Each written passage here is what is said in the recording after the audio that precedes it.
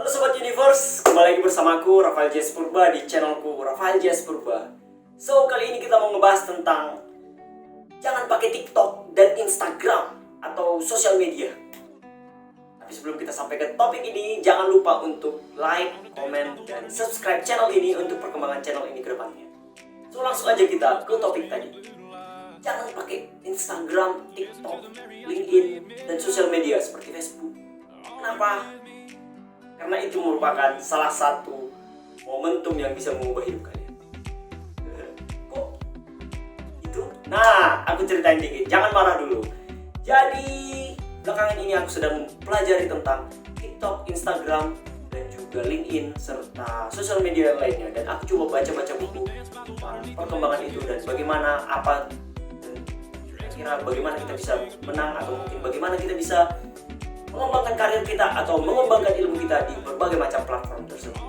Nah, sebelum kita sampai ke sana, kita sama-sama tahu bahwa dunia sedang berubah.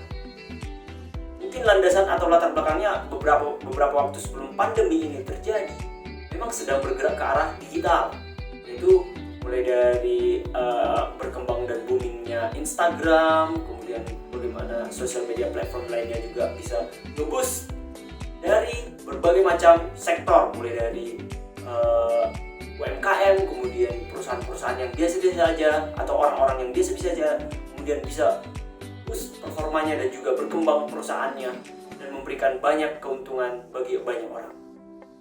Nah, jadi itu merupakan latar belakangnya. Kemudian kondisi pandemi ini memaksa orang-orang untuk bekerja dari rumah.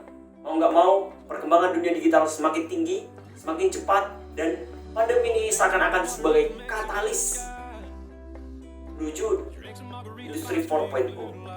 Nah, jadi mau nggak mau kita memang harus masuk ke dunia ini, di mana sosial media platform itu harus digunakan sebagai transport kita untuk dapat mengambil momentum di berbagai bidang. Dan tentu saja di bidang kita masing-masing, misalkan di bidang pendidikan, pariwisata, di bidang ekonomi dan bisnis, kemudian di bidang pemerintahan. Dan kalau misalnya nggak memakai kendaraan ini, yaitu sosial media, maka kita sudah sangat akan terlambat. Bagaimana kita bisa menggunakan platform-platform konvensional sebelumnya? Misalkan ini tanpa mendiskreditkan ya, misalnya kita pakai koran. Dan tentu saja efeknya nggak sebesar kalau kita menggunakan sosial media, platform-platform seperti TikTok, Instagram, YouTube, Facebook, dan banyak hal lain, LinkedIn.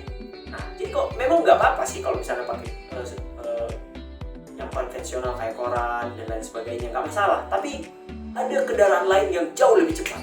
Misalkan nih, kita mau bergerak dari Bandung menuju Jakarta. Kalau pakai sepeda ya bisa-bisa aja kan? Atau mungkin kalau pakai becak bisa-bisa aja nyampe. Aku nggak mendiskreditkan kalau misalnya itu nggak mungkin nyampe lah. Enggak. Tapi mungkin aja kita pakai kereta api yang jauh lebih cepat, efektif, dan juga bisa kita menghemat waktu. Jadi kita bisa menggunakan waktu itu untuk hal-hal yang lebih produktif lainnya. Sama halnya dengan sosial media seperti Facebook, Instagram, TikTok, LinkedIn, dan YouTube. Nah, mereka pada saat ini sudah memasuki era digital yang kecepatannya untuk memberikan kontribusi dalam perkembangan dari beberapa sektor-sektor tadi yang sebelumnya aku sebutkan, mulai menunjukkan kejayaan-kejayaannya. Jadi kalau misalnya kita nggak berada di dalam kondisi itu, berada di dalam kendaraan itu, kita bisa ketinggalan dengan para pesaing-pesaing dan juga para kompetitor-kompetitor kita, terutama di dunia bisnis. Nah gitu. Kita sebut saja contoh kayak misalnya kalau Facebook sekarang udah hampir semua orang pakai Facebook kayaknya ya. Jadi yang dulunya Facebook itu di awal-awal itu kayak dalam tanda kutip agak cabul gitu kan, kayak agak alay gitu. Akhirnya dia berubah, semua orang pakai Facebook gitu.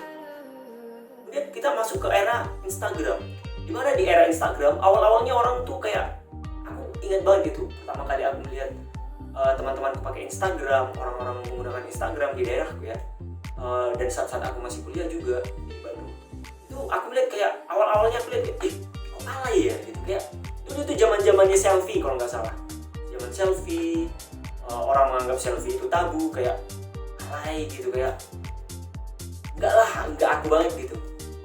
Lihat sekarang hampir semua orang selfie. dan nggak ada rasa tabu itu lagi. Terjadi perkembangan zaman, terjadi penyesuaian, terjadi bahkan kita keluarga juga bisa wifi bisa berfoto bersama.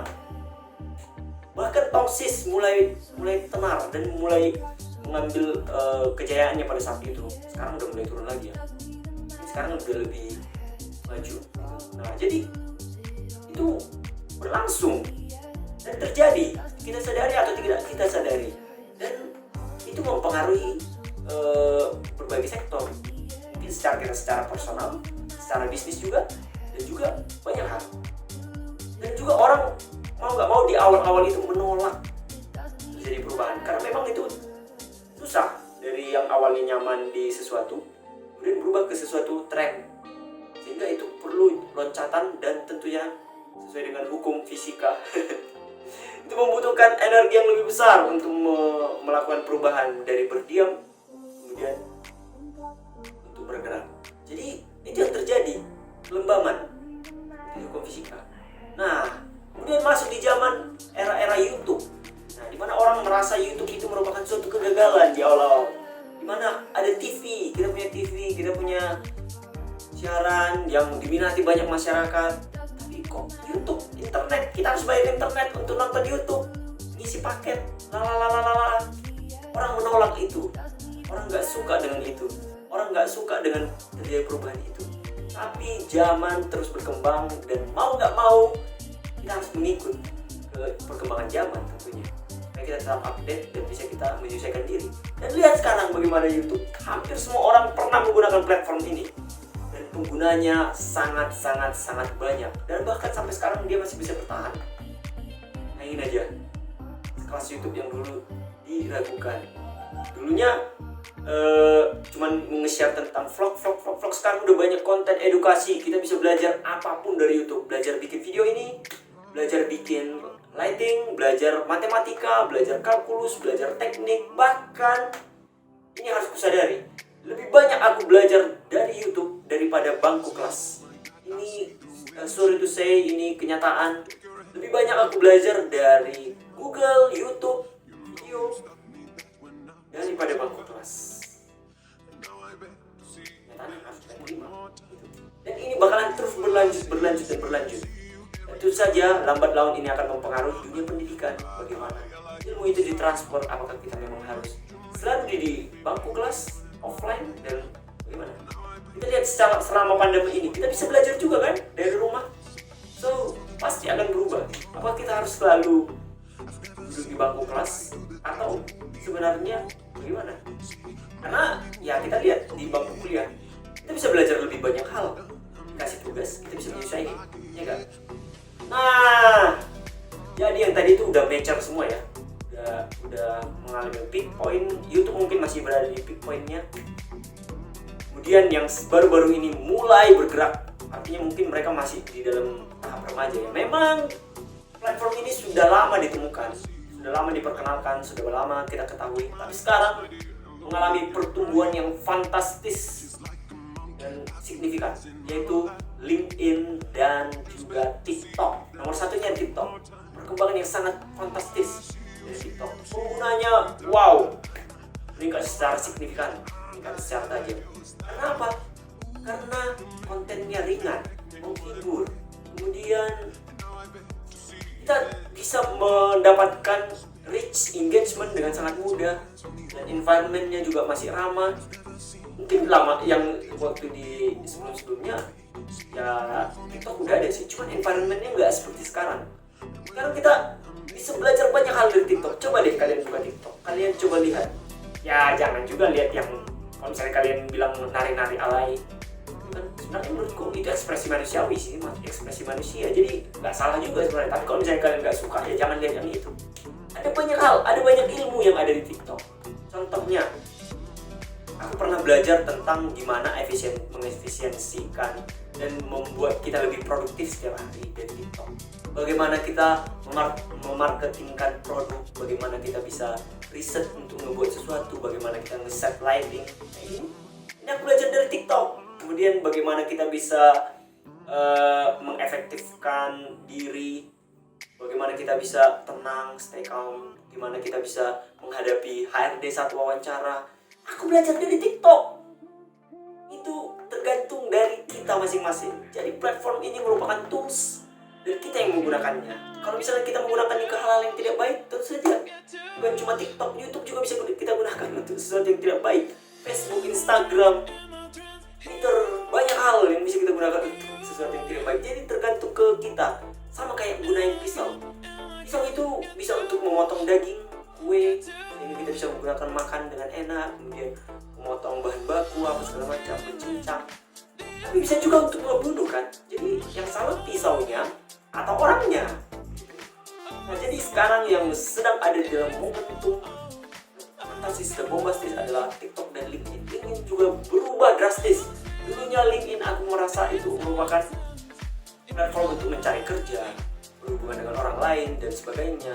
Tapi LinkedIn sekarang jauh berbeda, bertransformasi mengikuti perkembangan zaman. Mereka sekarang bertransformasi menjadi media sosial. Bagaimana kita bisa ngepost, bagaimana kita bisa melihat achievement dari orang, bagaimana bisa kita belajar dari orang lain. Dan kalau kita nggak berada di transportasi ini, platform ini, TikTok dan LinkedIn pada saat ini, mungkin kita sudah akan ketinggalan. Karena mungkin next dia bakal berubah menjadi Instagram. Kayak ya kita tahu Instagram sekarang kita untuk memperoleh engagement, untuk memperoleh attention itu udah sangat susah. Gimana suara kita bisa didengar, gimana kita bisa menjangkau orang, menjangkau sesuatu itu harus bayar gitu. Jadi untuk mendapatkan reach yang organik itu udah cukup susah. Karena udah banyak, udah merah, udah penuh orang di sana. Jadi TikTok ini masih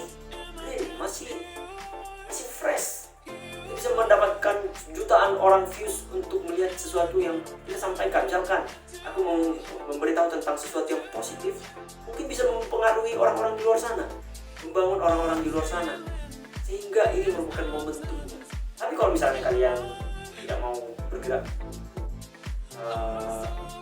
sesuatu yang benar-benar mengubah, benar-benar membantu orang lain, benar-benar yang nggak mau terdeteksi, nggak mau terlihat, ya nggak masalah sih, kembali ke kita masing-masing. Cuman sangat disayangkan kalau misalkan kalian merupakan orang-orang yang punya intelektual tinggi, punya knowledge, punya pengetahuan, punya pengalaman, tapi tidak di-share ke orang-orang. Ilmunya menjadi mati, ilmunya menjadi tidak berguna. Sangat disayangkan sekali gitu. Buat apa ilmunya? Jadi tentu saja kalau kita berbagi, kita juga merimain ilmu itu, kita juga dapat ilmu itu 2 kali. Karena kita mengutarakan ke orang-orang lain. Jadi ini merupakan momentum yang sangat baik untuk bisa mengubah kita. Jauhlah dulu uang-uang atau mungkin pendapatan dan lain sebagainya, itu mungkin bakalan mengikuti, tapi bukan itu utamanya. Gimana caranya kita bisa berkarya membantu orang lain. So aku tunggu kalian di TikTok dan di LinkedIn. Aku Rafael Jas Purba, stay bold and see you.